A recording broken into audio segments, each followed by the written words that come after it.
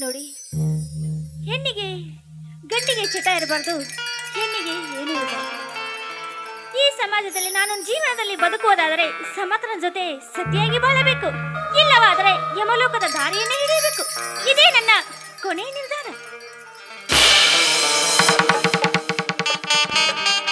ಓಹೋ, ದಾರಿಯಲ್ಲಿ ಒಬ್ಬಂಟಿಯಾಗಿ ಮಾತನಾಡುತ್ತಿರಲ್ಲ, ಯಾರಮ್ಮ ನೀನು?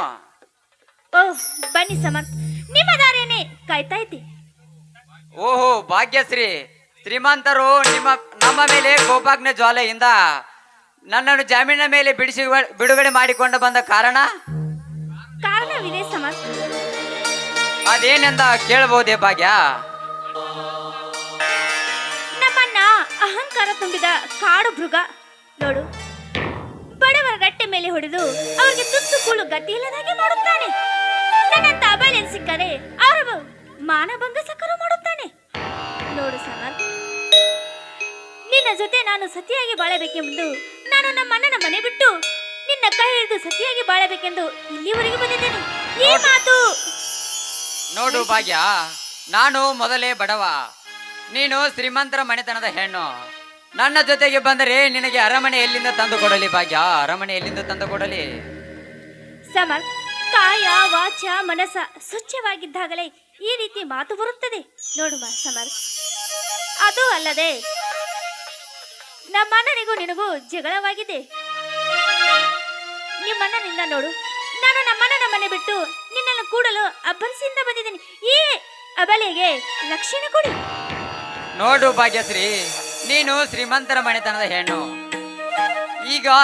ಈಗಿನ ಹೆಣ್ಣು ಮಕ್ಕಳು ಒಬ್ಬರ ಮನಸ್ಸು ಒಬ್ಬರಿಗೆ ಕೊಡ್ತಿದ್ದಾರೆ. ಅಂಥದ್ರಲ್ಲಿ ನಿನ್ನನ್ನು ಸತಿ ಎಂದು ಸ್ವೀಕರಿಸುತ್ತೇನೆ.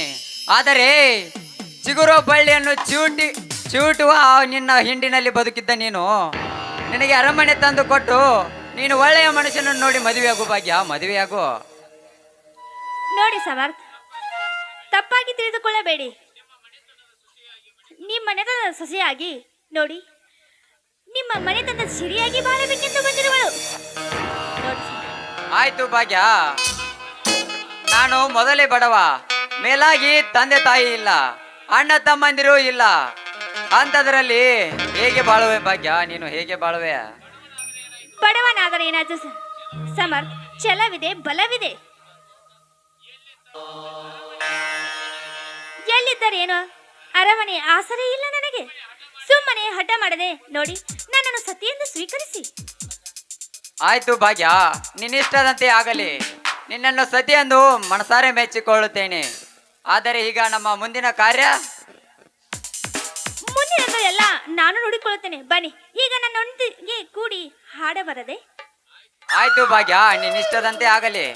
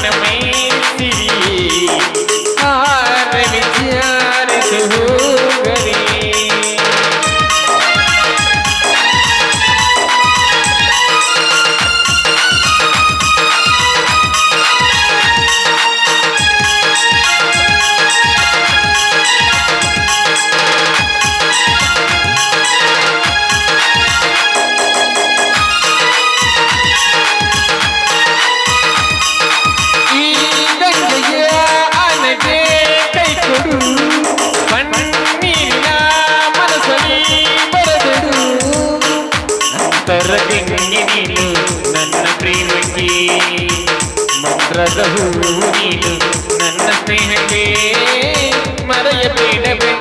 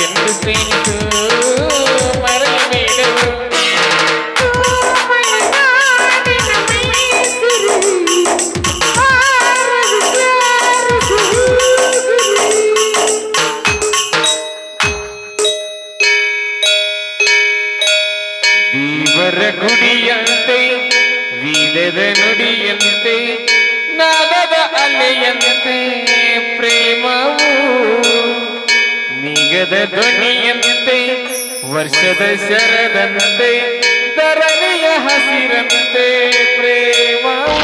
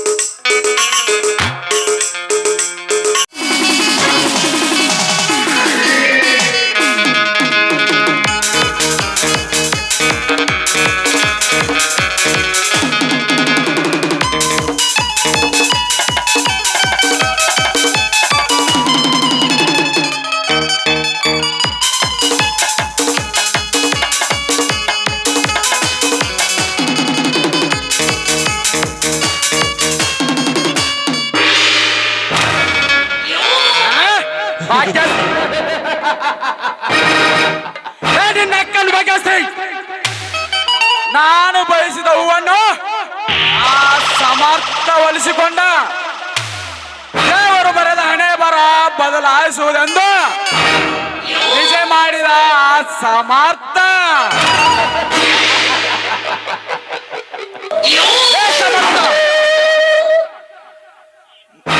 ಮುಂದೆ ನಿನ್ನ ಜೀವನ ಈ ಭೂಮಿಯ ಮೇಲೆ ನಾನೇಕೆ ಹುಟ್ಟಿ ಬಂದೆ, ಇಂಥ ಕರುಣಾಕರನ್ನು ನಾನೇಕೆ ಎದುರು ಹಾಕಿಕೊಂಡೆ ಎಂದು ಪ್ರತಿ ಕ್ಷಣಕ್ಕೂ ನರಳಿ ಸಾಯಬೇಕು ಈ ನಾಗೇಂದ್ರನ ಕುತಂತ್ರದಿಂದ.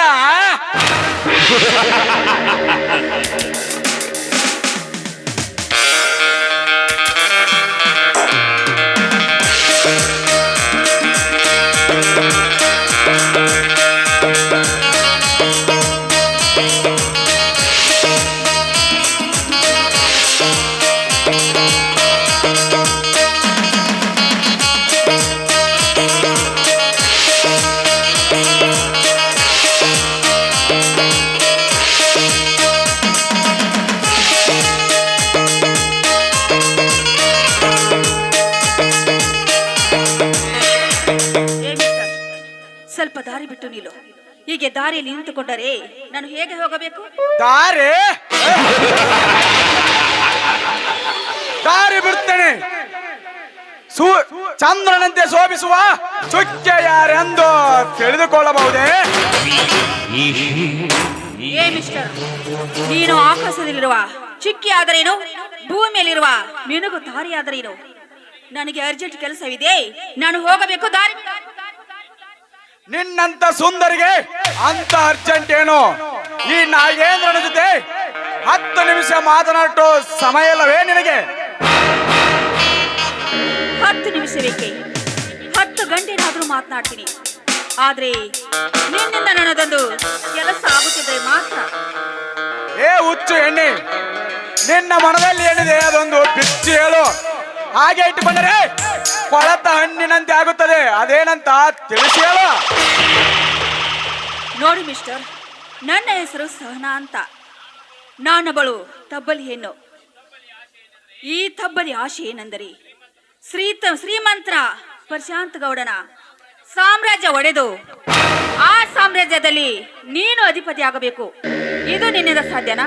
ಸಹನ, ಶತ್ರುವಿನ ಶತ್ರು ನನಗೆ ಮಿತ್ರ.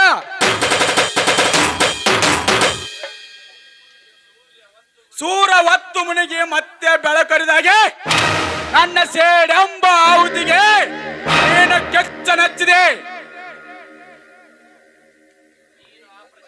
ನೀ ಆ ಪ್ರಶಾಂತ್ ಗೌಡನ ಜೊತೆ ಸೇರಿ ಅವನಂತೆ ನಟನ ಮಾಡಿ ಅಷ್ಟೇ. ಮುಂದಿನ ಕೆಲಸ ನನಗೆ ಬಿಟ್ಟಿದ್ದ. ಆಯ್ತು, ಆದ್ರೆ ಆ ಶ್ರೀಮಂತರ ಮನೆ ನಾನು ಹೇಗೆ ಹೋಗಬೇಕು? ಏ ಹುಚ್ಚು ಎಣ್ಣೆ, ನಾನು ಹೇಳಿದಾಗ ಅಷ್ಟೇ ನೀನು ಕೇಳಬೇಕು. ಮುಂದಿನ ಕಾರ್ಯ ನನ್ನ ಕೈಯಲ್ಲಿದೆ. ಆಯ್ತು, ನಿಮ್ಮ ಹೆಸರು ಹೇಳೇ ಇಲ್ಲ. ನನ್ನ ಹೆಸರು ನಾಗೇಂದ್ರ ಅಂತ. ಓಹೋ ನಾಗೇಂದ್ರ, ಇವತ್ತು ತುಂಬಾ ಚಳಿ ಜಾಸ್ತಿ ಇದೆ ಅಲ್ಲವೇ? ಸೌಂದರ್ಯ ದೇವತೆಗೆ ಏನು ಬಿಸಿ ಅಪ್ಪಿಗೆ ಬೇಕೇನ?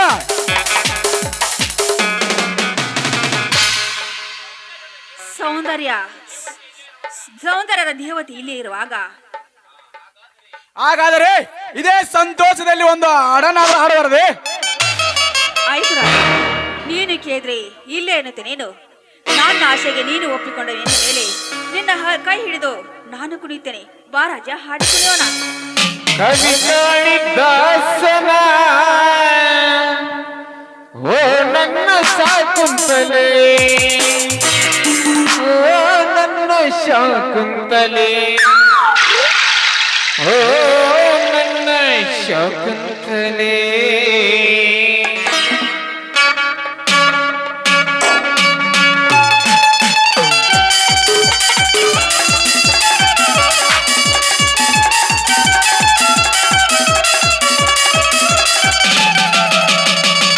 ಕವಿ ಕಾಳಿದಾಸನ ಓ ನನ್ನ ಶಾಕುಂತಲೆ, ಕವಿ ಕಾಳಿದಾಸನ ಓ ನನ್ನ ಶಾಕುಂತಲೆ, ಓ ನನ್ನ ಶಾಕುಂತಲೆ, ಓ ನನ್ನ ಶಾಕುಂತಲೆ, ಓ ನನ್ನ ಶಾಕುಂತಲೆ, ಓ ನನ್ನ ಶಾಕುಂತಲೆ.